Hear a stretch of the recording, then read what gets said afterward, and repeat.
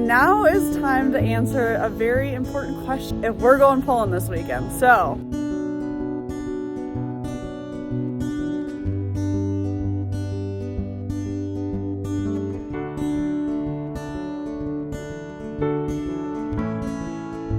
hello and happy day. Welcome to New Age Custom Farming. If you're new here, we are a custom farming operation in Wisconsin. We did a lot of chopping yesterday, and then today, well, this morning, I guess, it rained quite a bit. So no chopping today, which means lots of projects done around the farm. And the vet is also coming to preg check heifers, so I'm gonna go get the heifers down off the hill. There's only one up there that I need to get. And then this one right here always evades getting locked in, and so we're gonna have to try and get her locked in if we can, because I think she aborted her fetus or her calf, and we'll be putting her in the cell pen. But gotta get her locked up so we can check her first.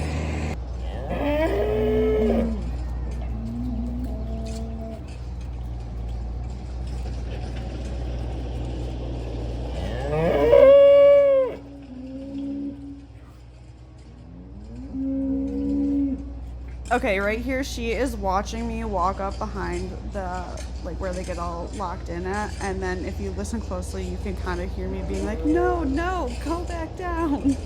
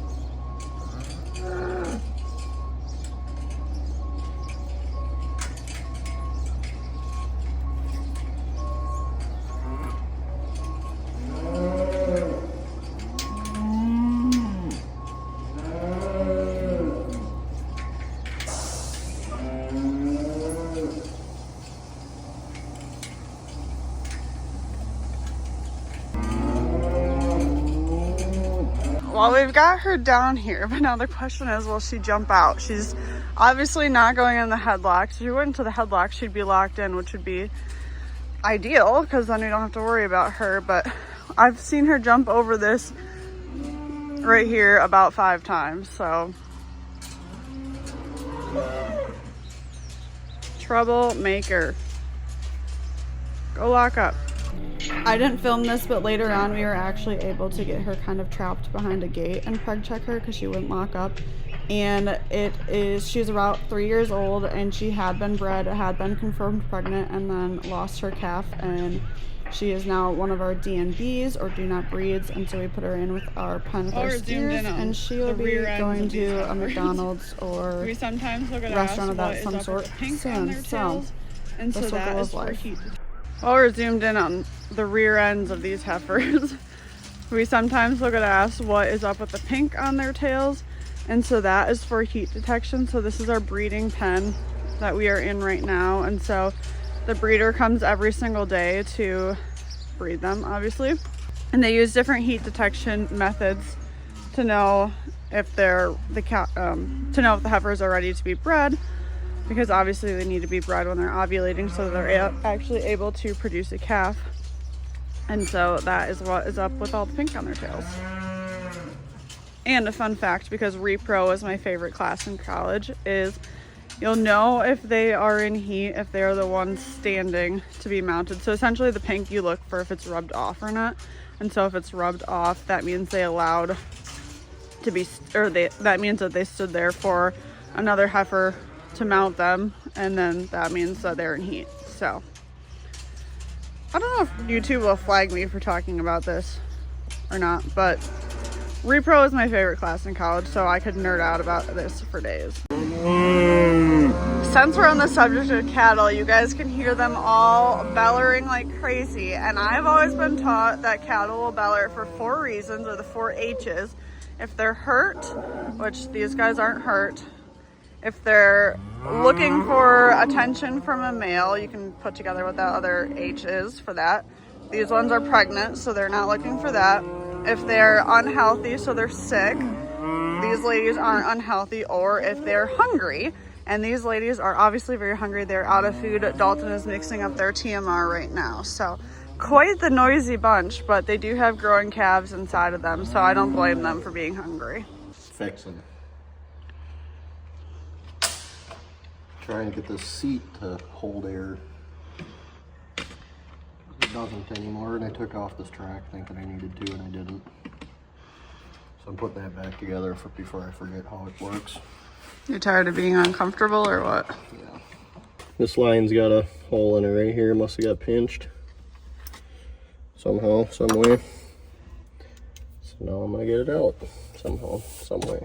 In the calf barn now, and one of our calves that we picked up last week has not been drinking a ton. We gave it a shot yesterday and it's still just not looking or drinking or acting fully healthy. So I'm gonna give it a bottle of electrolytes, and then we're gonna see if it'll drink out of the robot after I give it this. I wanted to drink the electrolytes right away, so hopefully this will give it the little kickstart it needs. That's a little free Martin. Oh, but get away. It's just a real tiny thing though too. I wish I could show you a good comparison of it to another calf, but it's about, I don't know, quite a bit smaller than other calves.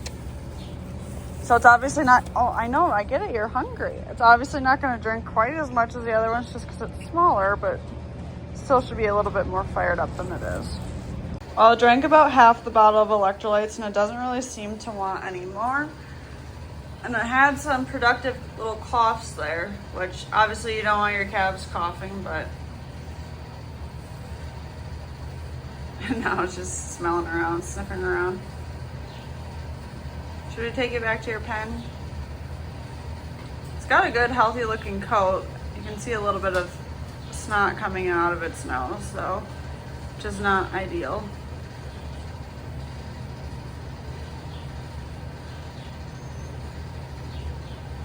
Yeah, we'll keep taking care of you, little buddy. Well, it is a few hours later and I am wrapping up in the calf barn. I had a few other calves that I needed to push up into the robot. And then my cleaning cycle, which takes about a half hour to do.